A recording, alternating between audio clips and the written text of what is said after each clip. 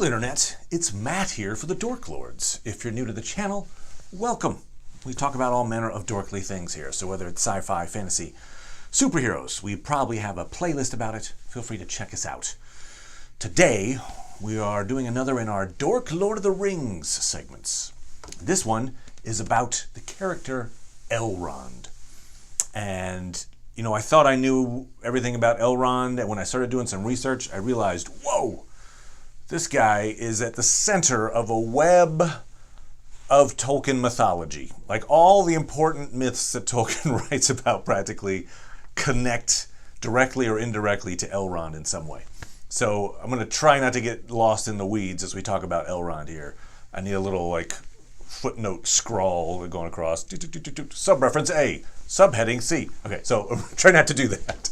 We'll try to like, Elrond. So let's start with stuff that most people would probably know about him, right? So either you read Lord of the Rings, maybe you read The Hobbit, or you've seen the movies. This is stuff you probably know about Elrond. Okay, we know that he fought in the War of the Last Alliance at the end of the Second Age, right? So he was there when Isildur cuts the ring from Sauron's hand, right? And he's the one who counsels Isildur, throw the ring into the fire, cast it into Mount Doom and destroy it. Isildur tells him, no. And I guess this is the first of our footnotes. Footnote. I think it's kind of interesting. It's a little look into Elrond's character. Because Isildur gives him a rationale. I think we can probably all agree that the reason Isildur doesn't want to destroy the ring is because it's corrupting him. Right, it's, you know, he's kind of doing my precious thing, but what he doesn't he doesn't tell that to Elrond. Oh, it's corrupting me, and I feel like I shouldn't get rid of it. What he tells Elrond is, you know, Sauron killed my father and my brother in this battle, and I'm taking his ring of power essentially as Vergild by the Norse tradition. Right, I'm taking this as a blood debt. It is owed to me. And Elrond accepts that rationale. And I kind of feel like it would be interesting if if there hadn't been a rationale, right? If Isildur just says, no, I'm not going to destroy it, and you can't make me. What would Elrond have done? Like, I feel like there might have even been a War of the Ring back then. Like, there would have been okay, fine then, attack Isildur's men. And we might have had a war between elves and men at that moment. Perhaps. I don't, you know. But it's interesting that Elrond accepts that rationale. And that rationale essentially dooms a whole bunch of people in years to come because it keeps the ring from being destroyed. And I mentioned this in another video, the disaster of Gladden Fields, but I'll mention it here too. It's a couple years later when Isildur decides, you know what, I was wrong. I'm going to give the ring to Elrond to let him decide what to do with it, which is probably going to be destroy it, frankly. But it was on the way to give that ring, to give the ring to Elrond, that Isildur is killed, the ring is lost, and you know the rest is Tolkien history. So, any case, Elrond makes the the plea, hey, destroy the ring, didn't work out. Okay. Sometime thereafter, Elrond becomes foster father of Aragorn, raises him in secret, basically doesn't reveal Aragorn's true heritage to him until basically he reaches adulthood. So he calls him Estelle, and he raises him as a, just a child that lived in Rivendell. We know that Elrond used the power. He has one of the elven rings, right? He has Vilya, the blue ring, and he, with his own powers and the power of the ring, he used it to create the paradise, the elven paradise known as Rivendell. And that's where he raised Aragorn. So at some point, when Aragorn reaches adulthood, he tells him, by the way, your true king returned. There's a lot of Arthurian stuff going on there, right? I mean, Arthur, in the Arthurian tradition, he's raised by Sir Ector, and he has no idea that he's actually, a son of Uther Pendragon. So kind of a similar deal there. All right, anyway, So Elrond raises Aragorn. Now, while Aragorn is in the house of Elrond, that's where he meets Elrond's daughter, Arwen. So, eventually when they get married, it's like Elrond stops being Aragorn's foster dad, becomes his father-in-law, more or less. So they're always connected in some way there. So you've got Arwen.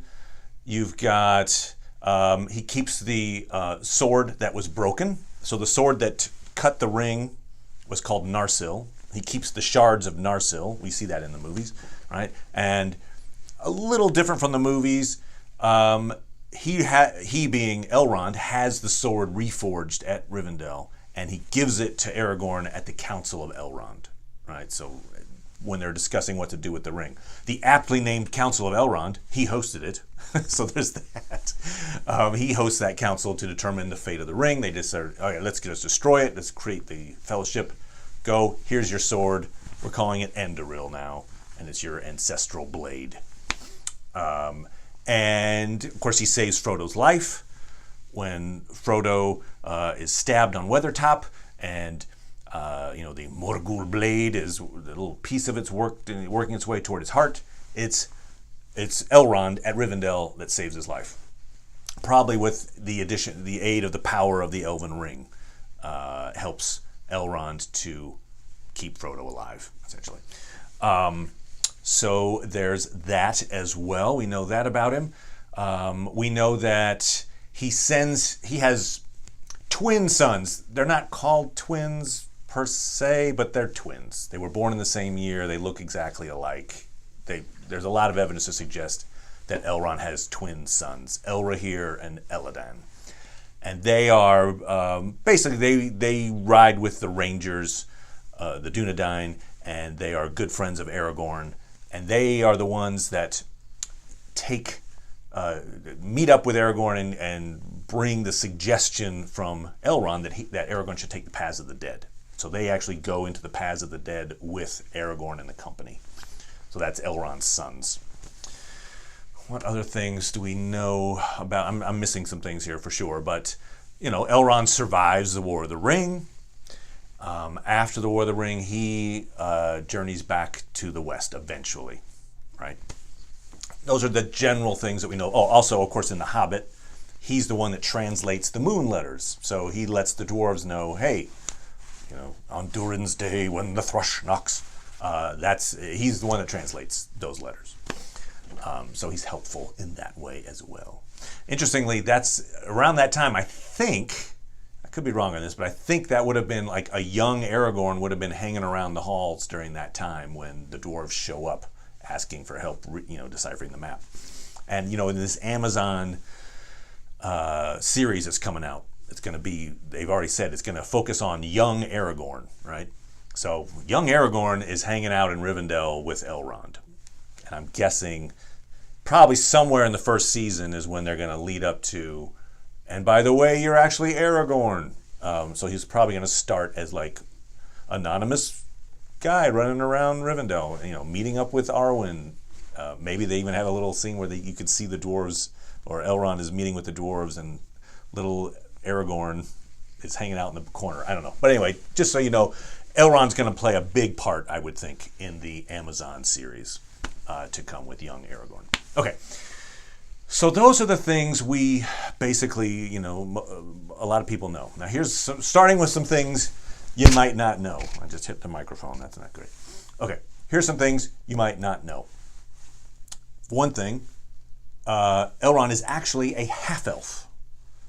I think he's more like an eighth elf, but they call him half-elven. And the way that works is his grandfather was a human. So his grandfather was Tjor, a human hero. There's a lot. That could be a video. Tjor's backstory was heroic and awesome, and he's got all kinds of cool tales. Tjor marries an elven princess, and they have a son named Earendil. Earendil is Elrond's dad. So Earendil is a half-elf. Earendil marries an elven princess as well, and named Elwing, and they have twin boys, Elrond and Elros. So, Earendil, again, more, you talk about videos. I could do a whole video on Earendil. I'll just hit the highlights. Earendil, he's known as Earendil the Mariner. He kills Ancalagon the Black, which is like the biggest dragon to have ever existed. That's one of the cool things he does. He is the first mortal to ever sail all the way to Valinor, all the way to the west, where it's forbidden for mortals to show up. And he survives. They don't kill him on the spot, mainly because he is requesting that the Valar come back to the east and fight for the elves and men against Morgoth. This is at the end, this is in the First Age. So he makes a plea to the Valar, hey, we're getting our butts kicked by Morgoth, which at the time was very true. We need your help, you gods. Come over and assist elves and men, or we're done for. They take his plea seriously. He apparently is a good talker, and they agree to journey east, and by the end of the First Age, they defeat Morgoth. And as a reward, they give him and his wife, Elwing, a gift, more or less, to be able to choose their fate. They can either live out the fate of mortal humans, or live out the fate of elves. Elwing, his wife, being an elf, is like, I'll live as an elf. And Tolkien writes that Earendil was going to choose to live out as a mortal man. But when Elwing said, he's like, okay, sure, I'll be an elf. So he changes his mind because his wife was going to be an elf, so he chose the immortal life of an elf because his wife did. Her backstory is really interesting as well. Okay, again, footnotes crossing through here. Okay. Their line comes from, like, in the ancestry of Elrond, and obviously Earendil and such, is the story of Beren and Luthien. Luthien Tinuviel, I think you hear about her in The Lord of the Rings. It's one of the stories that Aragorn is telling over a campfire. And that duo, their love affair, was so notable that actually Tolkien, on his gravestone, he goes by, nicknamed himself Beren, and his wife on the same gravestone is Luthien. So that story meant so much to him that he put it on the gravestone. But Beren and Luthien, a huge story, its own video, of course, which I probably will do a video eventually on Beren and Luthien. It's amazing. But one of the things they did, their accomplishments, is they stole one of the Silmarils, the gems of power, from Morgoth, the enemy. They successfully stole it from him. So it basically worked its way down the family. Well, Elwing had that gem, the family gem that had been passed down from Luthien Tinuviel. This is a little side note here. Again, I don't want to get too much in the weeds, but the guy who crafted those gems, his name was Feanor, and he was an elven smith, and he made these amazing gems. Okay, they were stolen by Morgoth originally, and so on his deathbed, Feanor makes his sons, he has 7 sons, and he makes them make a vow. They must vow that those gems can never be in the hands of anyone but the line of Feanor. All right, so his sons make the vow, make the oath. What they kind of don't realize, or they didn't take into account, is that maybe people other than Morgoth might end up with those gems. And that's what happens. And so what ends up happening is the sons of Feanor, as they're known, end up warring with different, like elves, for instance, elves and men who happen to end up with the gems because they've made this oath and they can't break it. And so they end up attacking Elwing's people to try to get this gem that she's got from, they demand it back, and they're like, Elwing's family's like, no, we're not giving this back. So they're like, all right, fine, attack. And they kill a whole bunch of folks. Elwing, to keep them from getting the gem, she basically metaphorically commits suicide. She jumps into the ocean with the gem, she turns into a bird and flies off to the west to Valinor, which is where she ends up meeting up with Earendil, with her husband, thank goodness, who sailed off there, and they meet up. So yay, there's a little happy ending there. But not so happy for Elrond, because Elrond at that time, he and his twin brother Elros are little kids, and their mom just committed suicide and left them in this town that's being attacked by the sons of Feanor. Okay. One of the sons of Feanor, his name is Maglos, takes pity on these kids. He's like, you know what? I get it. This oath is making us do dumb things. Why can't we not go killing everybody, including our own kin? This is awful. So he essentially adopts Elrond and his brother and raises them. So he's their foster father.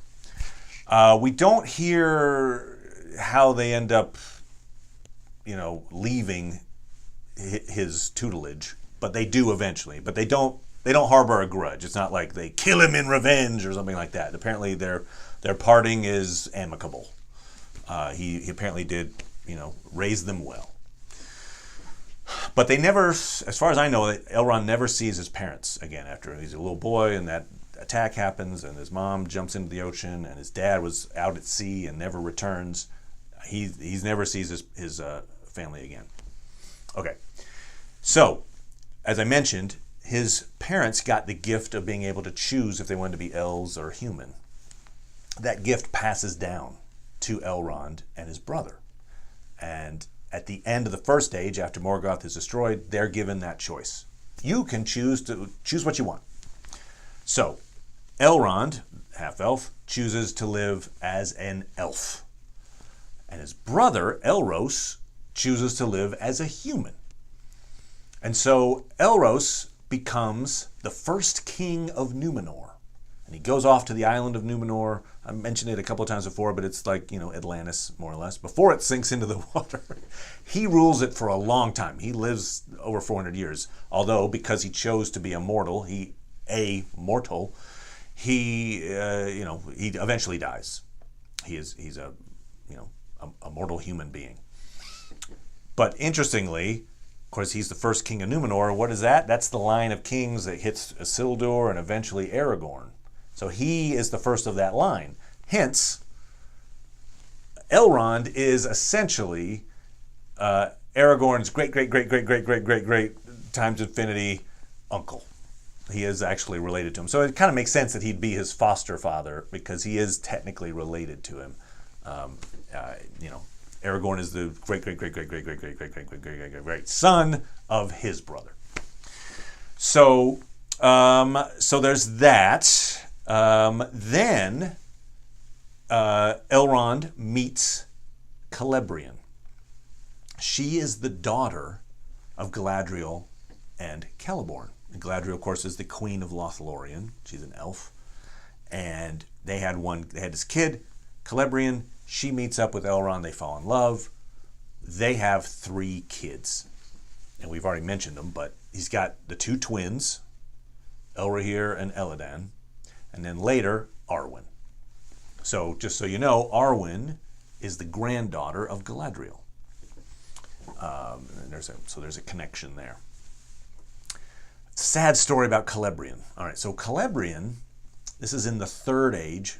She's given birth to the 3 kids already. They've kind of grown up, more or less. She is returning to Lothlorien to visit her mom. And on the way from Rivendell to Lothlorien, we can assume she had a retinue with her, some kind of company and protection, but wasn't enough, because some orcs out of the Misty Mountains attack, and they take her prisoner and they torture her.